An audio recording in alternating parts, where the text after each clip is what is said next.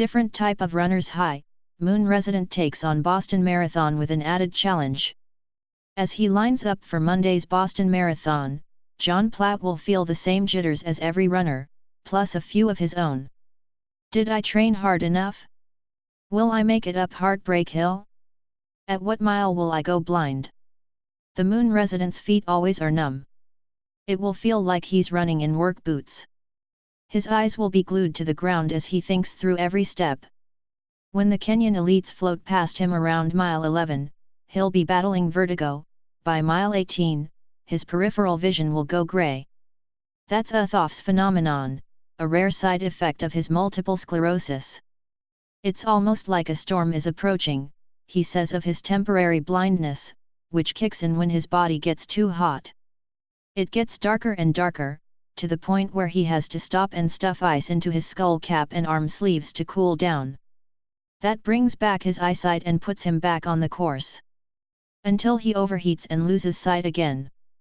But nothing will stop the 42-year-old father of two, not the weather, which plays roulette with his symptoms, not his doctors, who advise him to not run long distances, and not his body, which fails him every day. You run free, he says. Alive. In the moment. It's an entirely different type of runner's high. His doctor calls him oppositionally defiant. That makes Mr. Platt grin. Pushing back. Some 400,000 people in the US have multiple sclerosis, a chronic, degenerative disease of the central nervous system. Mr. Platt was 29 and watching the Daytona 500 on TV when he experienced his first symptom in 2003. The world started to spin, he recalls. The next day, while driving, he suddenly couldn't see to his left. He lost feeling in his legs, then his balance. Doctors found a lesion on his brain that they thought might be the result of a stroke or a tumor. It took 18 months for them to diagnose multiple sclerosis. Mr. Platt will never forget sitting on a paper-covered exam table at Allegheny General Hospital in 2005 when he was told, MS. Life almost stops for a second, he says. But part of him was relieved. Now he and his wife, Amy, had a name for the inexplicable symptoms. They could push back. There is no cure for MS, doctors treat its symptoms and reduce relapses with drugs that suppress the immune system, explains Troy Desai, Mr. Platt's neurologist at AC. But it won't make him better or heal the damage, Dr. Desai says. Over the next 7 years, Mr. Platt developed new symptoms, fatigue, memory loss, tremors. He walked like a drunk. The worst was Uthoff's, which struck one steamy June day in 2006 when he was making a sales call for a freight company in a hot warehouse. Even small increases in body temperature cause him to lose his vision. He lost his job. He wanted to give up. Deeply depressed, he retreated to his air-conditioned home, cooled to 60 degrees, in Moon. To walk, he needed a cane. He had a wheelchair waiting in the garage. Raising money, awareness. Doctors often prescribe exercise to help manage MS symptoms, but Mr. Platt started running after a personal crisis. In June 2013, he lost a friend from his MS support group to heart issues. He'd flooded his systems with many of the same high-dose steroids. Her sudden death hit him hard. I needed to do something about it, he says. He went to his basement, stepped onto a dust-covered treadmill his brother had given him, and took a first step. He had to hold tight to the handrails, and it took a half hour, but he walked a mile.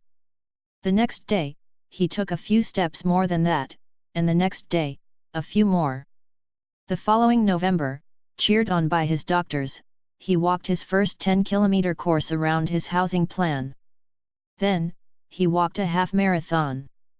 In 2014, he got his first real pair of running shoes and a new goal, to raise money and awareness for the MS Society by walking the distance of a marathon every week for an entire year, 1,362.4 miles, or 2.5 million steps. That's when I fell in love with the marathon, he says. Or at least his version of the race. He walked a marathon in April 2014 as part of Pittsburgh's annual MS Walk. With his father, John Platt, driving behind him at 4 miles per hour, Mr. Platt left his house near Olson Park at 2:45 a.m. and walked to Point State Park. It took 6 hours. He decided to try running. He was neither fast nor pretty. He drags his feet, but it improved his health and gave him purpose. He signed up for the Pittsburgh Half Marathon in May 2014, and the following September ran 33 miles on a treadmill at Elite Runners, formerly in McKees Rocks, to raise money for MS research. Matt Imhoff, Elite's director of running operations, still can't quite believe it. He was on it for 7 hours, with no breaks, Mr. Imhoff says. He is so much tougher than the rest of us. Mr. Platt next ran 3 full marathons, the first and his fastest marathon to date in Chicago in October 2014. By year's end, he had walked or run 1,667 miles. In 2015, Mr. Platt decided to run the world's largest, the New York City Marathon. But the day before the race, he wore out his legs with his wife and 2 daughters touring Times Square.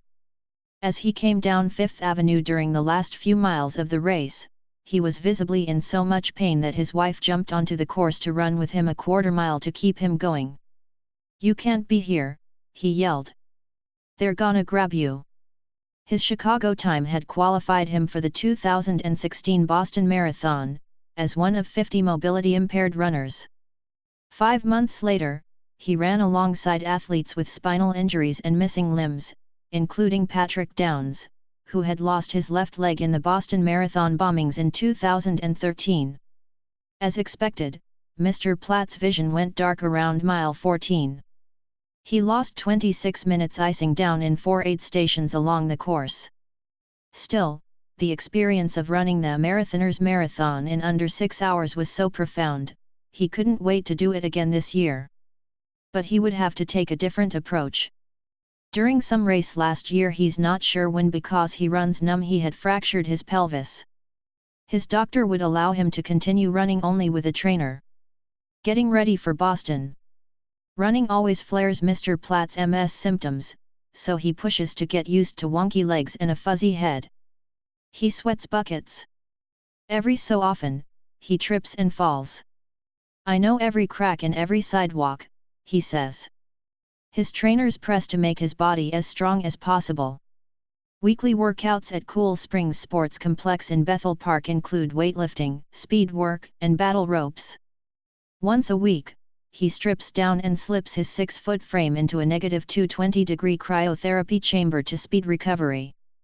Cooled to the core, Mr. Platt dresses, then steps into a pair of neoprene Incredible Hulk shorts that secure him inside an anti-gravity treadmill. "These things give me a permanent wedgie," he complains as he starts to jog. He's quickly drenched in sweat. His trainer, Jeremy McCullough, shakes his head and says, "I push him the same as any client." When the session is over, Mr. Platt holds up his right index finger. It's quivering with fine tremors, a telltale sign of a flare-up and of a good workout. During Monday's Boston Marathon, Mr. Platt, for the first time, will run with Mr. McCullough and another guide, Lauren Wentz. They're there not to be his eyes, but to run ahead to the aid stations and explain his heat blindness to volunteers. They'll stand ready with ice, hoping to shave minutes off last year's time. Mr. Platt understands that people think this is crazy. But as he has since his first step on that treadmill years ago, he's thinking about his daughters Julia, 13, and Olivia, 11. "I wanted to be active in their lives," he says, his voice thick with emotion. "I didn't want to be that dad that was inside looking out the window as they were playing. I wanted to be out there with them. Because they are significantly more likely to develop the disease, he worries that they might also hear the words, 'You have Ms.' His running shows them that you can overcome it. I'm definitely in a much better place because of marathons," he says. "They really do changes lives."